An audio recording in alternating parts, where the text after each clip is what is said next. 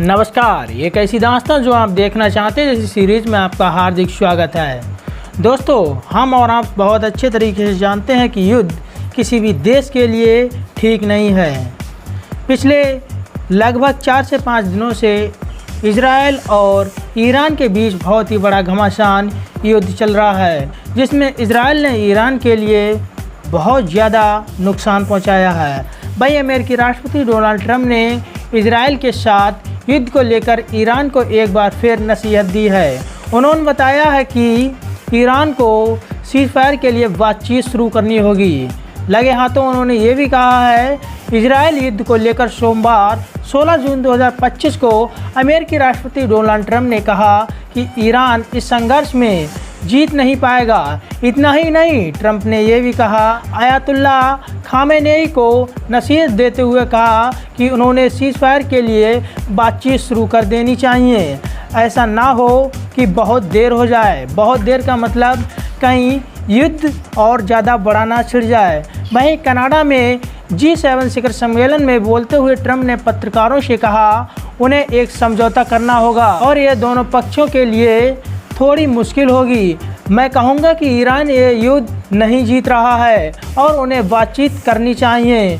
उन्हें बहुत देर होने से पहले तुरंत बातचीत करनी चाहिए। रॉयटर्स की रिपोर्ट के मुताबिक इसी बीच तेहरान ने कथित तौर पर कतर, सऊदी अरब और ओमान से राष्ट्रपति डोनाल्ड ट्रंप पर दबाव डालने के लिए कहा है कि वे ईरान के साथ तत्काल युद्ध विराम पर सहमत होने के लिए इजराइल पर अपने प्रभाव का उपयोग करें। इतना ही नहीं, इसके बदले में ईरान परमाणु वार्ता में लचीलापन दिखाने को तैयार है। परमाणु कार्यक्रम को लेकर बातचीत पर लौटने की इच्छा, आखिर कौन सा रीजन रहा, आइए जानते हैं।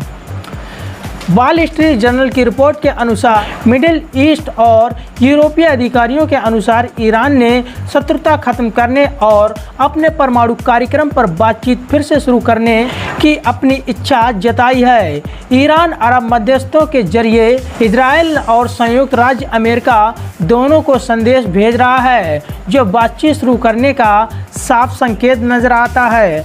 इजराइल को हवाई हमलों के बीच तेहरान ने अरब अधिकारियों को बताया कि वह वार्ता को मेज पर लौटने के लिए तैयार है। अमेरिका युद्ध में भाग ना ले। अधिकारियों ने इजराइल को संदेश भी भेजे, जिसमें इस बात पर जोर दिया गया कि हिंसा को सीमित और नियंत्रित रखना दोनों पक्षों के हित में है। ईरानी के जवाबी हमलों में सीमित नुकसान होने के बावजूद इजराइल अपने हमलों को जारी रखने के लिए दृढ़ है। उनका मकसद ईरान के परमाणु बुनियादी ढांचे को ज़्यादा से ज़्यादा नुकसान पहुंचाना और ईरानी सत्ता पर धार्मिक शासन की पकड़ को कमज़ोर करना है। तो दोस्तों, ये थी आज की पूरी रिपोर्ट। कल फिर नई रिपोर्ट के साथ मिलेंगे। तब तक के लिए अपना और अपनों का ख्याल रखिए। धन्यवाद।